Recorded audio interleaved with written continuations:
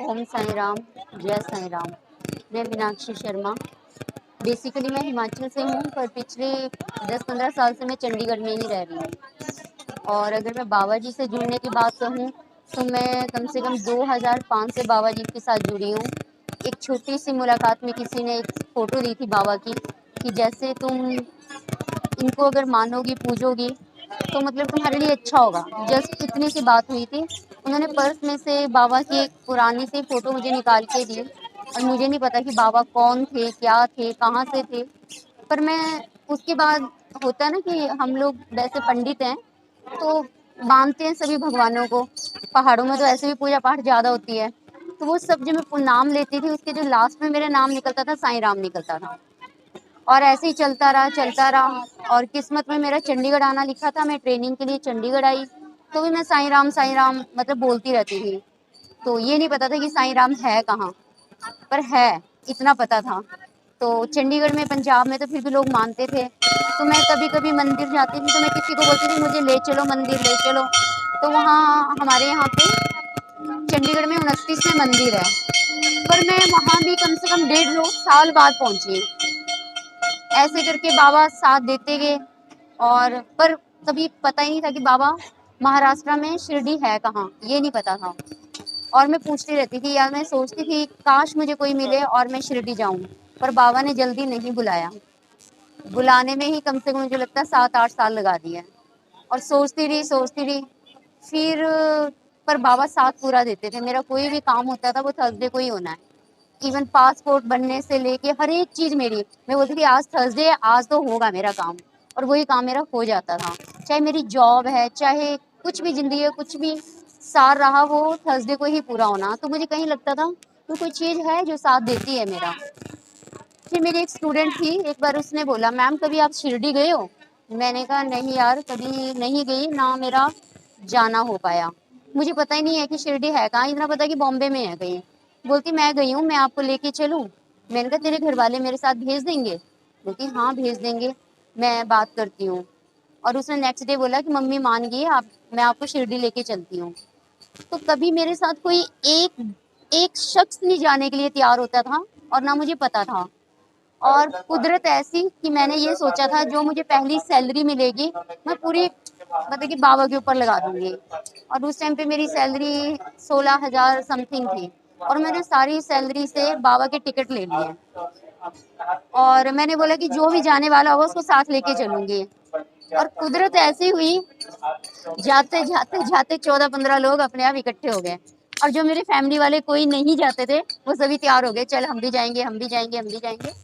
ऐसे करके हम लोग सभी चले गए और बाबा जी के पास पहुंचे। और मैं आज तक दिल से उस लड़की का थैंक्स करती हूँ जिसने मुझे यहाँ तक पहुंचाया।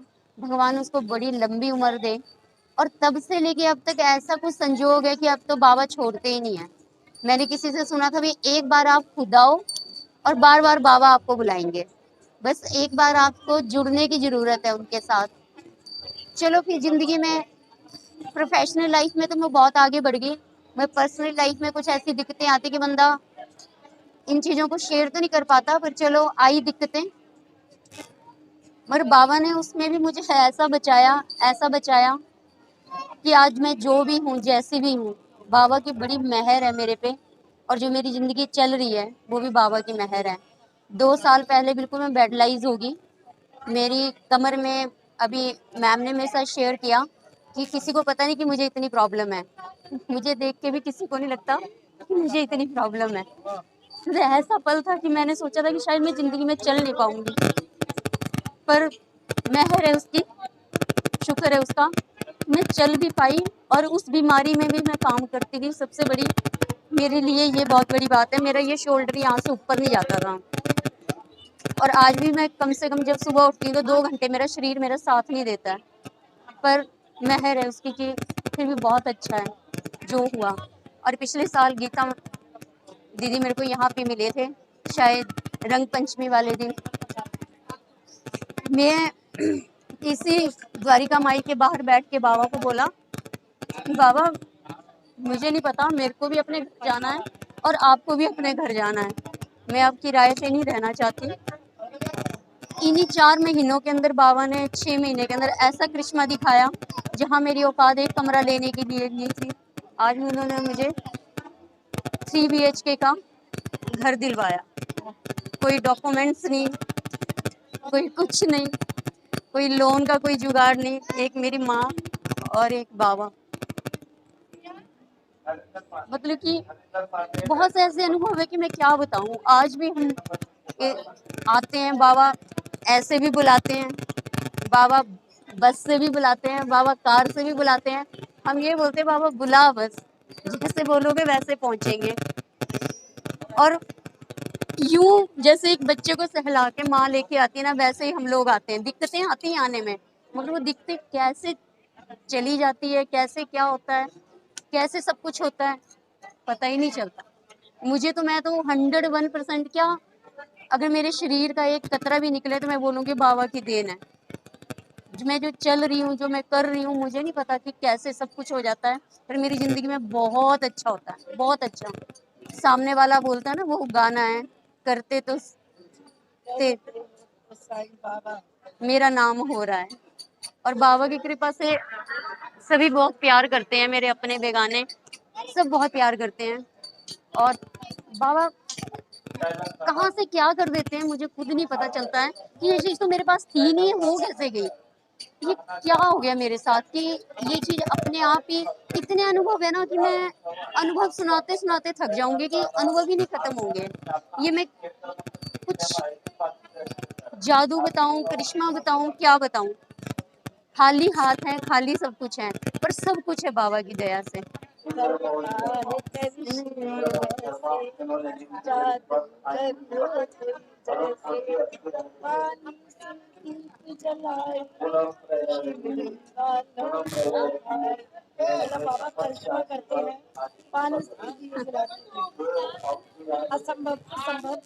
बिल्कुल, अगर मेरी लाइफ की स्टोरी देखें शुरू से लेकर एंड तक, तो मैं असंभव हूँ, और मुझे संभव बनाने में सिर्फ और सिर्फ बाबा है, और सिर्फ बाबा। मैं ये नहीं बोलती, बाबा की एक चीज़ ना बड़ी मतलब कि वो है कि अगर आप लोग साईं चरित्र पढ़ते होंगे या बाबा के बारे में बहुत कुछ सुनते होंगे, तो एक चीज़ बाबा बोलते हैं कि अपनी कुल को कभी मत भूलो। जो आपके कुल में देवता हैं, तो हमारी भी वैसे नैना देवी हैं। मुझे कई बार लगता है कि मैं उनको नहीं मानती हूँ, उनसे भी ज़्यादा बाबा को मानती हूँ। मैं माफ़ी मांग लेती हूँ, ना चाहते हुए कहीं भी जाती हूँ ना, तो मुझे ऐसा लगता है बस जय नैना, मतलब कि निकलता नहीं बाबा के सिवाय कुछ भी। तो चलो नैना माता मुझे माफ़ करें, पर मैं दिल से उनको भी मानती हूँ, उनको भी बहुत प्यार करती हूँ। पर बाबा के आगे ना सब कुछ फीका लगने लगता है, कि लगता है कि पता नहीं क्यों, कौन सी ऐसी शक्ति है। और यहाँ आके जब तक बैठ के 3 महीने के बाद होता है कि बस पहुंचो, अब एनर्जी लो, वापस जाओ, फिर 3 महीने काम करो, फिर वापस आओ, फिर काम करो। और बहुत सी चीजें हैं बाबा के बारे में कहने सुनने की। ठीक है, जब मैं चंडीगढ़ आई थी, सबसे बड़ा मेरा जो जिंदगी का तजुर्बा है, मैं जब चंडीगढ़ आई थी, मेरे जेब में जितने पैसे थे शायद बंदा एक दिन भी नहीं रह सकता है। बाबा ने सामने अपने अपने बिल्कुल 29 सेक्टर के साथ ही मुझे रखा, और वहां से मैं रोज बाबा के दर्शन करती थी, लंगर में सेवा करती थी, खाना खा के फिर काम पे निकलती थी, फिर वापस आती थी। फिर 1.5 महीना मैंने चंडीगढ़ में वैसे बिताया है। और चंडीगढ़ में जिनके घर में रही, वो भी बहुत बड़े साईं भक्त थे।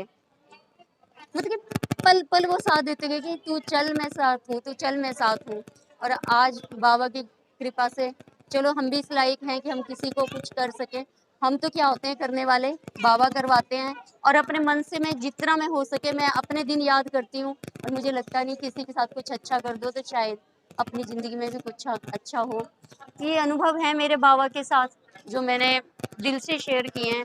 कोई मेरे वो नहीं है कि मेरे मन से जो निकला, उसके लिए मैं गीता दी का धन्यवाद करती हूँ कि उन्होंने मुझे इसके लिए चुना। थैंक यू दी, साईं राम दी, जय साईं राम।